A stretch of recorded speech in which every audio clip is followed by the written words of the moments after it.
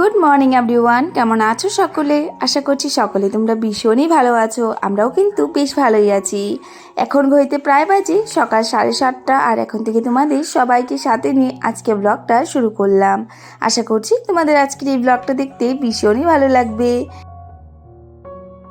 তো সকালে প্রথমেই দেখো কতগুলো কাপড় যেগুলো কালকে ধুয়ে দিয়েছিলাম শুকায়নি, তো আগে এই কাপড়গুলো বের করে দিলাম। একটু পরেই রৌদ্র চলে আসবে, মানে কয়েকদিন থেকে না তেমনভাবে ভালোভাবে রৌদ্রই উঠছে না, তো কাপড় 2-3 দিন ভরেই শুকাতে হচ্ছে।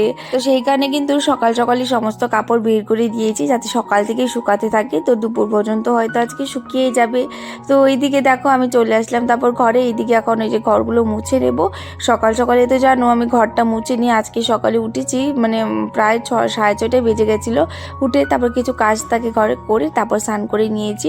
আর এইদিকে তারপর আজকে ঘরটা মুছছি। আর আজকে না প্রচণ্ড ঠান্ডা দিয়েছে, কয়েকদিন থেকে অনেকটাই ঠান্ডা দিচ্ছে, কারণ ঠান্ডার দিন সেই চলে যাবে না, তো সেই কারণে কয়েকদিন ঠান্ডা দিয়ে তারপর আর কি যাবে। তো এইদিকে আমার রুমটা মুছেই চলে আসলাম বাবার রুমে। বাবা তো দেখো এখানে একদম কম্বল মোড়া দিয়ে ঘুমিয়ে রয়েছে। তো বাবা তো সেই সকাল সকালই উঠে পড়ে, উঠে ফুল টুল টুকিয়ে আবারও চাটা খেয়ে ঘুমিয়ে থাকে, কারণ এখন আর কিছু করার কিছু নেই। তো সেই কারণে শুয়ে থাকে। আবার একটু পরে মামা উঠে গেলে মামার সাথেই থাকবে। তো এইদিকে ঘরগুলো মুছেই চলে আসলাম। এই যে এখন আমি একটু যোগা করে নিচ্ছি। আজকে একটু সময় করব, তেমন একটা সময় করব না, ওই তো হাতে গোনা 10-20 মিনিটের মতোই করব। আজকে তেমন বেশি সময় করব না, মানে বলতে পারো কতদিন থেকে আমার ঘুম থেকে উঠতে একটু দেরি হয়ে যাচ্ছে। সকালবেলা তেমনভাবে উঠতে পারছি না, ঠান্ডার দিনে একদম মানে কি বলবো উঠতে ইচ্ছেই করে না, এত শরীরে আলসি ধরে যায়। কিন্তু আজকে আমি একটু তাড়াতাড়ি উঠেছিলাম বলে আজকে অনেকটাই সময় পেয়েছিলাম হাতে, কিন্তু আর অনেক কাজও থাকে। তো যেদিন হাতে সময় পাই তখন ভাবি যে না কাজগুলো আগে করে নিই, তারপর সময় পেলে তারপর করব, এটা ভাবি। এটা ভাবতে ভাবতে কি হয় আমার যোগা করার সময়টা অনেকটাই কমে যায়। সেই কারণে অল্প একটু সময় করেছি। আর ওইদিকে আবার রান্নাবান্নাও রয়েছে, কারণ যেমন নিজের শরীরের যত্ন নিতে হবে তেমন তো সবাইকে রান্নাবান্না করি, সবার যত্নও তো আমার নিতে হবে। আর এর মধ্যে আবার মামামও উঠে পড়েছিল, তো মামামকে ফ্রেশ করিয়ে একদম আমার দাদুভাইয়ের কাছে দিয়ে আসবো। সকালে না একদম মুখ টুক ধুয়ে দিলে কি হয়, মানে পরে গিয়ে একদম রান্নাবান্নার দিকে চলে আসলে ওর তেমন একটা টেনশন থাকে না যে মামামকে ব্রাশ করাতে হবে। কখনো কখনো মাম্মাম আর ওর ঠাম্মির কাছেও ব্রাশ করতে চায় না, তো সেই কারণে ব্রাশ ট্রাশ করিয়ে দিয়ে জল টল খাইয়ে দিয়েছি। ওখানে ওর দাদুভাইয়ের সঙ্গে বসে রয়েছে, আর এদিকে আমি রান্নাঘরের দিকে চলে এসেছি। আর আজকে সকালে ভেবেছি ঘুগনি করব আর রুটি করব। তো এইদিকে দেখো ঘুগনি করব, তো ঘুগনির জন্য প্রথমে একটু কড়াই তেল দিয়ে তারপরে যে পেঁয়াজ দিয়ে দিলাম আর কাঁচা লঙ্কা মানে কেটে দিয়েছি, কারণ ঝাল লাগবে নয়তো আবার মাম্মার। তো 2-3টা কাঁচা লঙ্কা কেটে দিয়ে তারপর টমেটো দিয়ে দিয়েছিলাম। টমেটোটা দিয়ে যে লবণ হলুদ দিয়ে দিলাম। আর টমেটো দেওয়ার পর লবণটা দিয়ে দিলে কি হয়, টমেটো কিন্তু বেশ ভালো গলে যায়। আর আজকে টমেটোটাও বেশ পাকা পাকা ছিল না, সঙ্গে সঙ্গেই গলে গেছে। তো ওইদিকে টমেটোটা গলে যাওয়ার পর তারপর দেখো এইদিকে দিলাম ধনে আর জিরের গুঁড়ো।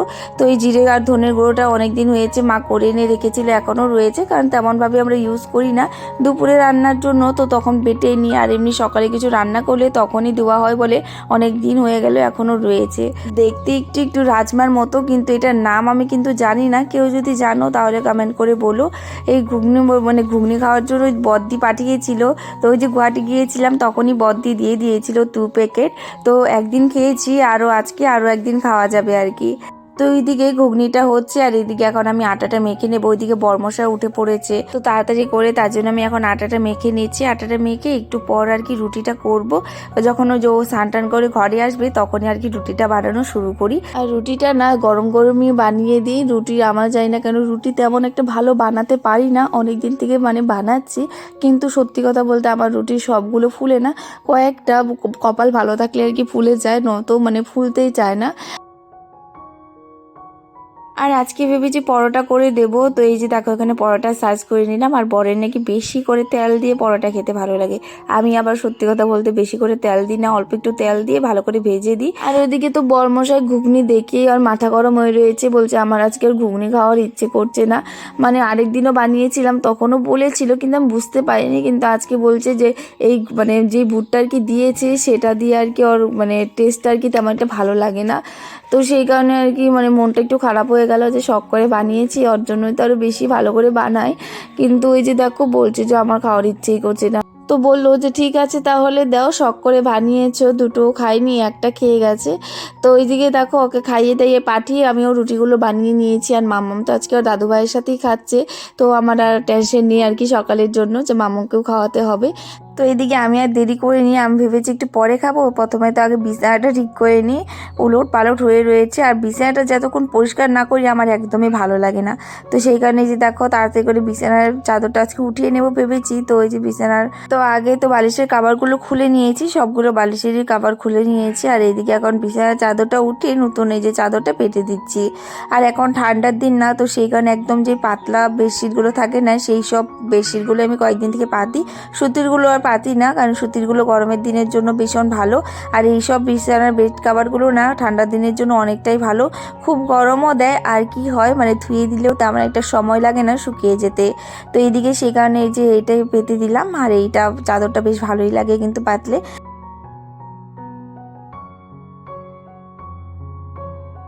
তো বিছানাটা গুছিয়ে এখন এই যে আমি চুলটা আঁচড়িয়ে নিচ্ছি, সকালে শ্যাম্পু করেছিলাম আর একদমই সময় পাইনি।